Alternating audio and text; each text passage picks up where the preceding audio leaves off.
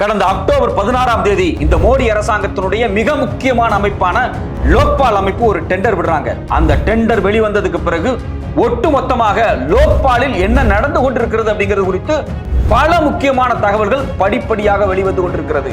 இந்த தகவல்களை படித்து பார்க்கும்போது அதிர்ச்சியாக இருக்கிறது. நேற்றைக்கு இந்து பத்திரிகை மிக டீட்டெயிலாக கடந்த 2019 இருந்து 2025 வரைக்கும் இந்த பாஜகவின் தலைமையில் இருக்கக்கூடிய அமைப்புகள் என்னவாக செயல்படுகிறார்கள், அரசியல்வாதிகள் அதிகாரிகளுடைய லஞ்ச ஊழலை ஒட்டுமொத்தமாக அழிப்பதற்காக கொண்டு வந்த இந்த அமைப்பு இன்னைக்கு எந்த இடத்தில் நிற்கிறது என்பது குறித்து மிக விரிவாக தகவல் அறியும் உரிமை சட்டத்தின் மூலமாக வெளிக்கொண்டு வரப்பட்ட தகவல் மிகப்பெரிய அதிர்ச்சியை கிளப்பி இருக்கிறது. உண்மையிலேயே லோக்பால் அமைப்பு எதற்காக கொண்டு வரப்பட்டது, கடந்த 2019 இருந்து 2025 வரைக்கும் இந்த அமைப்பு என்ன வேலை செய்திருக்கிறது, அக்டோபர் 16ஆம் தேதி விடப்பட்ட அந்த டெண்டரில் என்ன இருக்கிறது. வணக்கம், இது தமிழ் குரல், நான் உங்கள் சத்யராஜ். கடந்த அக்டோபர் 16ஆம் தேதி மோடி அரசாங்கத்தினுடைய மிக முக்கியமான அமைப்பான லோக்பால் அமைப்பு ஒரு டெண்டர் விட்டிருக்கிறாங்க. அந்த டெண்டர் தான் இன்னைக்கு மோடிக்கும் அமித்ஷாவுக்கும் மிகப்பெரிய தலைவலியாக வந்து நின்றிருக்கு. இந்தியாவில் காலங்காலமாக லஞ்சம் ஊழல் தலைவிரித்து ஆடுகிறது. அதுவும் குறிப்பாக அரசியல்வாதிகள் மத்தியில பிரதமர்ல இருந்து மினிஸ்டர்ல இருந்து எம்எல்ஏ கவுன்சிலர் வரைக்கும் இந்த அரசியல் தலைவர்கள், ஐஏஎஸ் அதிகாரிகள், குரூப் 1, குரூப் 2, குரூப் 3 இந்த அதிகாரிகள் எல்லாமே மிகப்பெரிய லஞ்சம் வாங்குறாங்க. இதெல்லாத்தையும் கட்டுப்படுத்துவதற்காக ஒரு அமைப்பை கொண்டு வரணும். அந்த அமைப்பு வந்தா இது எல்லாமே சரியாயிருன்னு 1960 இருந்து திரும்ப பேசப்பட்டு உரையாடப்பட்டு சட்டங்களாக மாற்றப்பட்டு அதை பாராளுமன்றத்தில் கொண்டு வந்து கேன்சல் ஆகி கடைசியாக 2019 புது சட்டத்தினூடாக கொண்டு வரப்பட்ட அமைப்பு தான் லோக்பால். இந்த லோக்பால் அமைப்பு 2019 இருந்து இந்த 2025 வரைக்கும் என்ன வேலை செஞ்சிருக்கிறாங்க, குறிப்பாக இந்த 2025 ஒரு டெண்டர் விட்டுருக்காங்க இல்லையா, இந்த டெண்டர்ல நடந்த குளறுபடி தான் பெரிய செய்தியா மாறி இருக்கு. ஹிந்து பத்திரிகை இன்னும் சில முக்கியமான செய்திகளையும் இதோடு சேர்த்து வெளியிட்டு இருக்கிறாங்க. அந்த செய்திகளை படிச்சு பார்க்கும்போது லோக்பால் அப்படிங்கக்கூடிய அமைப்பு எதுக்காக உருவாக்கப்பட்டுச்சு அடிப்படையில் பார்த்தீங்க அப்படின்னா 2014 மோடி அரசாங்கம் ஆட்சிக்கு வர்றாங்க. அவங்க என்ன சொல்லி வர்றாங்க, காங்கிரஸ் ஊழல் பண்ணிட்டாங்க, நிலக்கரி சுரங்கம் டெண்டர் விட்டதுல ஊழல் நடந்துருச்சு, 2G ஸ்பெக்ட்ரம் கேஸ்ல ஊழல் நடந்துருச்சு, இதெல்லாம் அவங்க சொன்னாங்க. அதுல முக்கியமாக இந்த ரெண்டு விஷயத்தை திரும்ப சொன்னாங்க. இது வந்து ஆல் இந்தியா காங்கிரஸ் கமிட்டி கிடையாது, இது ஆல் இந்தியா கோல் காங்கிரஸ் கமிட்டின்னு சொல்லி காங்கிரஸை விமர்சிச்சாங்க. அது மட்டும் இல்லாம உச்சநீதிமன்றம் காங்கிரஸ் காலகட்டத்தில் விடப்பட்ட எல்லா நிலக்கரி டெண்டர்களையும் கேன்சல் பண்ணுச்சு. சரி, உச்சநீதிமன்றம் கேன்சல் பண்ணுச்சு. அந்த டெண்டர் எல்லாம் இப்ப என்ன நிலைமையில் இருக்கு, மோடி அரசாங்கம் வந்த உடனே மோடி அரசாங்க ஆட்சி அதிகாரத்துக்கு வந்து 6 மாசத்துல அட்மினிஸ்ட்ரேட்டிவ் ஆர்டர் மூலியமாக யாருக்கெல்லாம் ஒதுக்கப்பட்ட டெண்டர் கேன்சல் ஆச்சோ அதெல்லாத்தையும் திருப்பி அவங்களுக்கே கொடுத்துட்டாங்க. அதுல நிறைய பாத்தீங்க அப்படின்னா அம்பானிக்கு அதானிக்கும் போயிருக்கு, அது வேற கதை. சோ இப்ப இந்த நிலக்கரி சுரங்க ஊழல் அப்படிங்கிறது ஒட்டுமொத்தமாக ஒண்ணுமே இல்லாம ஆக்கப்பட்டுருச்சு. 2G ஸ்பெக்ட்ரம் கேஸை பத்தி உங்களுக்கே நல்லா தெரியும், மிகப்பெரிய ஊழல் நடந்துச்சு, 1.5 லட்சம் கோடி நடந்துச்சு அப்படின்லாம் சொன்னாங்க. கடைசியில் உச்சநீதிமன்றத்தில் இப்படி ஒரு ஊழலே நடக்கல அப்படின்னு இந்தியாவினுடைய தணிக்கைத்துறையினுடைய தலைவர், அதாவது controller and auditor general of India இருப்பார் பார்த்தீங்களா, அவரே நேரடியாக வந்து சொல்லிட்டாரு, இல்ல இப்படி ஒரு ஊழல் நடக்கல, மன்னிப்பே கேட்டுட்டாரு. அப்படி ஒரு ஊழல் நடந்ததுக்கான எந்த ப்ரூஃப்மே இல்லை. இது பத்திரிகைகள் திட்டமிட்டு காங்கிரசுக்கும் திமுகவுக்கும் எதிராக பூதகரமா கிளப்பப்பட்ட செய்தி அப்படிங்கிறது இறுதியில புருவாச்சு. உச்சநீதிமன்றமே விடுதலை செஞ்சிருச்சு ஆராஸ் அவர்களையும் அதை சுத்தி இருந்தவர்களையும். அது மட்டும் இல்லாம கண்ட்ரோலர் ஆடிட்டர் ஜெனரல் மன்னிப்பு கேட்டார். அப்ப இது எல்லாத்தையும் ஒட்டுமொத்தமா எடுத்து வச்சு பார்க்கும்போது இந்தியாவினுடைய மிகப்பெரிய சிக்கலே ஊழல் தான். அதுல ஒரு பக்கம் அரசியல்வாதிகள், இன்னொரு பக்கம் அதிகாரிகள், இவங்க 2 பேர்த்தினுடைய ஊழலை நம்ம தடுக்கணும் அப்படின்னா பிரத்யோகமான ஒரு அமைப்பை கொண்டு வரணும். அந்த அமைப்பின் பேர் லோக்பால். இந்த லோக்பால் அமைப்பை முதலாக கொண்டு வரணும் 1960 டிஸ்கஸ் பண்ணாங்க. பிற்பாடு 1963 டாக்டர் LM சிங்காவி லோக்பாலை வந்து காயின் பண்றாரு. அதுக்கு பிறகு லோக்பாலுக்கான தனி சட்டம் வருது. 69 இதுக்கான சட்டம் லோக்சபால பாஸ் பண்ணப்பட்டு ராஜ்யசபாவுக்கு போகும்போது ஃபெயிலியர் ஆயிருது. அதுக்கு பிறகு தொடர்ச்சியாக இந்த லோக்பால் அப்படிங்கக்கூடிய அமைப்பை உருவாக்குவதற்காக பல முயற்சிகள் நடக்குது. இந்த லோக்பால் அமைப்புனா வேற ஒன்றும் கிடையாது. அதுல 8 மெம்பர் இருப்பாங்க. 4 பேர் ஜுடிஷியரி சார்ந்த முன்னாள் நீதிபதிகள், ரிட்டையர்ட் ஆனவங்க. இன்னொரு 4 பேர் அந்த துறையில எக்ஸ்பர்ட்டான ஆட்கள் தான், அதாவது நிர்வாகத்துறையில எக்ஸ்பர்ட்டான ஆட்கள். இந்த 8 பேர் கொண்ட லோக்பால் அப்படிங்கக்கூடிய ஒரு அமைப்பு இருக்கும். இந்த அமைப்பு இந்தியாவில் பிரதமர்லிருந்து உள்துறை அமைச்சர்லேருந்து சீஃப் மினிஸ்டரா இருக்கட்டும், இல்லை மினிஸ்டரா இருக்கட்டும், இது மாதிரி உயர் பதவிகள் இருக்கக்கூடிய அரசியல் தலைவர்கள் மீது வரக்கூடிய அந்த கரப்ஷன், ஊழல், ஸ்கேம் குற்றச்சாட்டு இருக்கு பாத்தீங்களா, இதை விசாரிக்கிறதுக்கு உத்தரவிடக்கூடிய ஒரு ஸ்ட்ராங்கான அமைப்பு. இப்படி ஒரு அமைப்பு வரணும் அப்படின்னு இந்தியாவில் 2011 இருந்து ஒரு பெரிய போராட்டம் நடந்துச்சு. அந்த போராட்டத்தை அண்ணா ஹசாரே அப்படிங்கக்கூடிய ஒருத்தர் போராடினாரு. அவர் கூட சேர்ந்து தான் பாத்தீங்கன்னா அரவிந்த் கெஜ்ரிவால் போராடினாரு, கிரண் பேடி போராடினாங்க. இவங்க எல்லாம் சேர்ந்து போராடினாங்க. கடைசியில் அரவிந்த் கெஜ்ரிவால் மேலேயே ஒரு மிகப்பெரிய ஊழல் குற்றச்சாட்டு வந்து ஜெயிலுக்கு போயிட்டார். சீஃப் மினிஸ்டரா இருக்கும்போதே ஜெயிலில் அரெஸ்ட் பண்ணி ஜெயிலில் திகார் ஜெயிலில் போட்டாங்க. அண்ணா ஹசாரே 2014 மோடி அரசாங்கம் ஆட்சிக்கு வந்ததுக்கு பிறகு படுத்து தூங்கினவர் இப்ப எந்திரிக்கவே இல்லை. 2014 இருந்து இவ்வளவு முறைகேடுகள், ஊழல்கள், அது மட்டும் இல்லாம வெறுப்பு பிரச்சாரங்கள், வன்முறைகள் இந்தியாவில் தொடர்ச்சியாக நடந்து கொண்டே இருக்கிறது. ஆனா அண்ணா ஹசாரே அன்னைக்கு படுத்தவர் எப்போ 2014 மோடி நான் பிரதமர்னு பொறுப்பேற்றார் பார்த்தீங்களா, அன்னைக்கு படுத்தவர் இன்னைக்கு வரைக்கும் எந்திரிக்கல.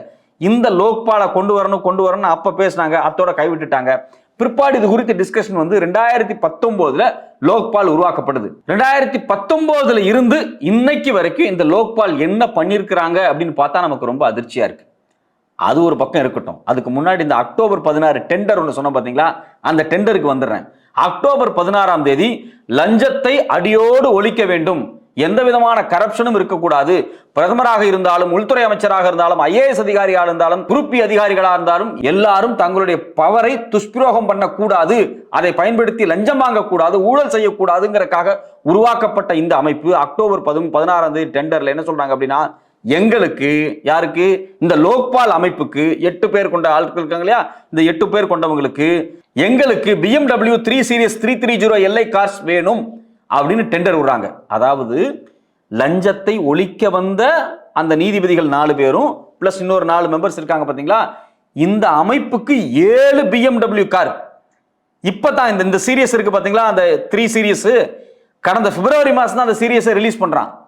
ஒரு காரோடைய பேசிக் மாடலோட விலை 70 லட்சம். இவங்க கேட்கறது 7 கார் கேட்கறாங்க. கிட்டத்தட்ட 5 கோடி ரூபாய்க்கு கார் மட்டுமே வாங்கி லஞ்சத்தை ஒழிக்க போறாங்களாம். இந்த டெண்டர் விட்ட உடனேயே மிகப்பெரிய சர்ச்சையாக மாறிடுச்சு. இதுல என்னன்னு பாத்தீங்கன்னா, இந்த டெண்டர் விடும்போதே என்ன சொல்றாங்க அப்படின்னா, எங்க டிரைவர்களுக்கெல்லாம் இந்த BMW காரை ஹேண்டில் பண்ணக்கூடாது. இந்த டெண்டர் கொடும்போதே என்ன அக்ரிமெண்ட் படி பாத்தீங்க அப்படின்னா, நீங்க யாரு இந்த டெண்டர்ல கார் வாங்கி தரக்கூடிய நிறுவனங்கள் இருக்கு பாத்தீங்களா, நீங்க எங்க டிரைவர்களுக்கெல்லாம் இதை ஓட்டி பழக்கி விடணும் அப்படின்னு டெண்டர்ல சொல்லியிருக்காங்க.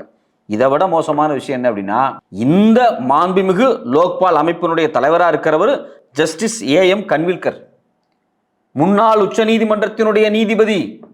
அவர் தலைமையில் இருக்கக்கூடிய இந்த அமைப்பு லஞ்சத்தை ஒழிக்குன்னு பார்த்தா 7 BMW கார் கேட்கிறாங்க. எதுக்கு அப்படின்னா, எங்களுடைய பயன்பாட்டுக்கு அப்படிங்கிறாங்க. நான் என்ன கேட்கிறேன், இந்தியாவில் பிரதமர் அவரே BMW கார் வச்சிருக்கிறாருன்னா அது போர்ட்போலியோ. நான் என்ன கேட்கிறேன், ஒரு லோக்பால் அமைப்பு லஞ்சத்தை ஒழிக்க வந்த அமைப்புக்கு எதுக்காக BMW காரு? சரி, ஓகே, 2019 இருந்து நீங்க சட்டத்தின்படி உருவாக்கப்பட்டாச்சு. 2019 நீங்க என்ன பண்ணீங்க? அந்த ஒரு கேள்வி வருதா இல்லையா? 2019 இருந்து இந்த அரசியல் தலைவர்கள், அதிகாரிகள் மீது என்ன ஊழல் அப்படிங்கிற கம்ப்ளைண்ட் பதிவாகுது. 2019-20 1427 கம்ப்ளைண்ட் பதிவாகுது.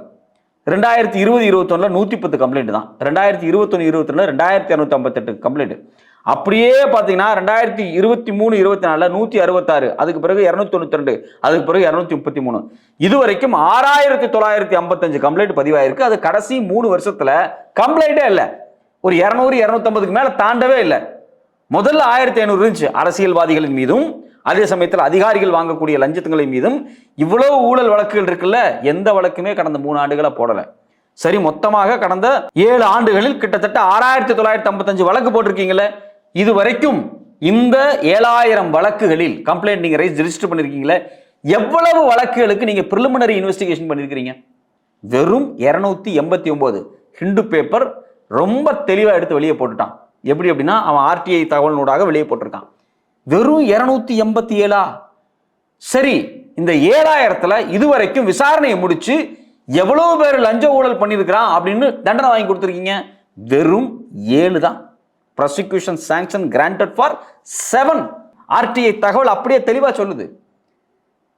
நமக்கு என்ன ஆச்சரியம் இருக்குன்னா, லோக்பால் அப்படிங்கிற அமைப்பு கடந்த 50 ஆண்டுகளாக இது தேவை, அரசியல்வாதிகளுடைய ஊழலை கட்டுப்படுத்துவதற்கு வேணும் வேணும் வேணும்னு சொல்லி சொல்லி உருவாக்கப்பட்ட அமைப்பு இன்னைக்கு எனக்கு BMW வாங்கித்தா, 7 கார் வாங்கித்தா, அதுவும் இப்ப லேட்டஸ்டா வந்திருக்கக்கூடிய வெர்ஷனை வாங்கித்தா, எங்களுக்கு ஓட்ட தெரியாது, ட்ரைனிங் கொடுன்னு கேட்டுட்டு எந்த லஞ்ச ஊழல் புகார்களையும் பதிவு பண்ணி எந்த நடவடிக்கையுமே எடுக்காம உட்கார்ந்துட்டு இருக்காங்க. இதுதான் மோடி அரசாங்கம், நாங்க லஞ்சத்தை ஒழிக்க போறோம், கருப்பு பணத்தை திருப்பி கொண்டு வர போறோம் அப்படின்னு பயங்கரமா கதையெல்லாம் விட்டாங்க பாத்தீங்களா? அந்த கதையினுடைய உண்மையான ரிசல்ட் 2014க்கு முன்னாடி இந்தியா முழுக்க, குறிப்பாக ஆம் ஆத்மின்னு ஒரு கட்சி உருவாகிறதுக்கு காரணமே ஒரு மிகப்பெரிய ஊழல் இந்தியாவில் நடந்து விட்டது. லோக்பால், லோக் யாதவ் கொண்டு வரணும், மாநில அரசாங்கங்களுக்கு லோக்கியாதவர் இருந்தா மத்திய அரசாங்கத்துக்கு லோக்பால் வேணும். எந்தெந்த அதிகாரிகள் தவறு செய்யறார்களோ அவங்க எல்லாம் தண்டனைக்கு உட்படுத்தப்பட வேண்டும். எல்லா அரசியல்வாதிகளும் பயந்து நடுங்க போறாங்க. இனிமேல் இந்த அமைப்பு வந்துருச்சுன்னா பயங்கரமா மாறப்போகுது. இந்த கதையெல்லாம் விட்டாங்க. இந்த கதையெல்லாம் நம்பி மக்கள் போய் காங்கிரஸுக்கு பதிலாக பாஜகவுக்கு ஓட்டு போட்டாங்க. அதுக்கு பிறகு தொடர்ச்சியாக பல ஊழல்கள் நடந்துருச்சு.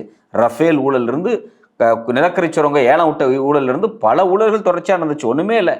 PM கேர் ஃபண்டு கொரோனா காலகட்டத்தில் மோடி அவர்கள் அவர்களுடைய பெயரை பயன்படுத்தி பிரதமர் அலுவலகத்தை பயன்படுத்தி எவ்வளவு பணம் வசூல் பண்ணாங்க. அந்த பணத்தினுடைய கணக்கு வழக்கு எங்கன்னு கேட்டா தர முடியாதுங்கிறாங்க. ஏங்க தர முடியாதுன்னா இது ஒன்றும் அரசு பணம் கிடையாது, பிரதமர் தனிப்பட்ட முறையில் வசூல் பண்ண பணக்கு அப்படின்னு சொல்லி முடிச்சுட்டு போயிட்டாங்க. ஸோ அப்போ இவ்வளவு முறைகேடுகள் நடந்திருக்கு. அந்த முறைகேடுகள் குறித்து லோக்பால் என்ன ஆக்ஷன் எடுத்திருக்கு? ஒன்றும் கிடையாது.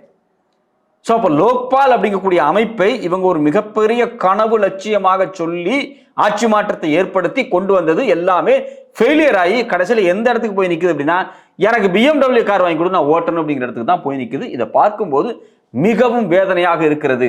அண்ணா ஹசாரே, கெஜ்ரிவால் மாதிரியான ஆட்களுடைய போராட்டங்கள் இருக்கு பார்த்தீங்களா? இந்த போராட்டங்கள் எல்லாமே ஒரு நடுத்தர வர்க்கத்தினுடைய கண் துடைப்பு போராட்டங்கள்.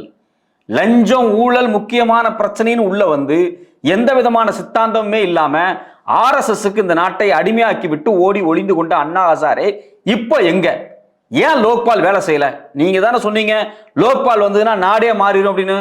அன்கண்டிஷனலா உட்கார்ந்து உண்ணாவிரதம் இருந்தீங்க. உங்களுக்காக சாமியார்கள்லாம் அந்த பாபா ராம்தேவ் எல்லாம் வந்து யோகா எல்லாம் பண்ணி காமிச்சு இந்த நாடு வந்து லஞ்சத்திலிருந்து வெளியே வரணும் அப்படின்லாம் பேசிட்டு இருந்தார்ல. அவர் எவ்வளவு லஞ்சம் பண்ணார் அப்படிங்கிறது மிகப்பெரிய தனி சாப்டர். அது தனியா பார்க்கணும். அவர் மேல எக்கச்சக்கமான வழக்குகள் இருக்கு. 800 கோடி ரெவன்யூ பார்த்துட்டு இருந்த பாபா ராம்தேவனுடைய பதஞ்சலி நிறுவனம் இன்னைக்கு 36,000 கோடி வருமானம் பார்த்துட்டு இருக்கு. 10 வருஷத்துல அவங்களுடைய சொத்து எப்படி அதிகமாச்சு, சோயாபீன்ஸ் கம்பெனி எப்படி ஒரு மட்டமான ரேட்டுக்கு விலைக்கு வாங்கினாரு, இதுக்கு பின்னாடி கூட அரசியல் தனி ஏரியா. அது மட்டும் இல்லாம ஆரவள்ளி மலைத்தொடரில் இருக்கக்கூடிய தலித்துக்களுடைய நிலத்தை எப்படி இவர் ஆட்டையை போட்டாரு, இதுக்கு மொரீசியஸ் தீவில் இருந்து ரகசியமா எப்படி எல்லாம் பணம் வந்துச்சு அப்படிங்கிறது தனி ஏரியாவா ரிப்போர்ட்டர்ஸ் கலெக்டிவ் அப்படிங்கக்கூடிய பத்திரிகை 2 ஆய்வு கட்டுரையா வெளியிட்டு இருக்காங்க. இன்வெஸ்டிகேட்டிவ் ஜேர்னலிசம் பண்ணி தெளிவா வெளியிட்டு இருக்காங்க. அப்போ இந்த பாபா ராம்தேவா இருக்கட்டும் இல்ல அண்ணா ஹசாரா இருக்கட்டும், இந்த லஞ்ச ஒழிப்பு அப்படிங்கிறது முழுக்க முழுக்க பித்தலாட்ட வேலைகள். அது எப்படி உண்மை என்பதற்கு இந்த லோக்பாலினுடைய நடவடிக்கையை பார்த்து நாம் தெரிந்து கொள்ள வேண்டும். இப்போது உச்சநீதிமன்றம் வெளிப்படையாக ஒரு நடவடிக்கை எடுக்க வேண்டும். லோக்பால் அமைப்பு உருவாக்கப்பட்டதனுடைய நோக்கம் என்ன? அது அந்த நோக்கத்தை சரி செய்கிறதா? எதற்காக இவங்க 7 BMW கார் கேட்டாங்க? இதுக்கு பின்னாடி இருக்கக்கூடிய அஜெண்டா என்ன? என்ன நடைமுறை? ஏன் லோக்பால் ஒழுங்கா வேலை செய்யல? ஏன் அவங்களுடைய ப்ராசிக்யூஷன் இவ்வளவு புவரா இருக்கு? இது எல்லாத்தையும் எப்படி சரி பண்ண முடியும் அப்படிங்கிறது குறித்து நேரடியாக ஒரு விசாரணையை உச்சநீதிமன்றம் நடத்த வேண்டும். நடத்துமா அப்படிங்கிறதா நம்மளுடைய கேள்வி.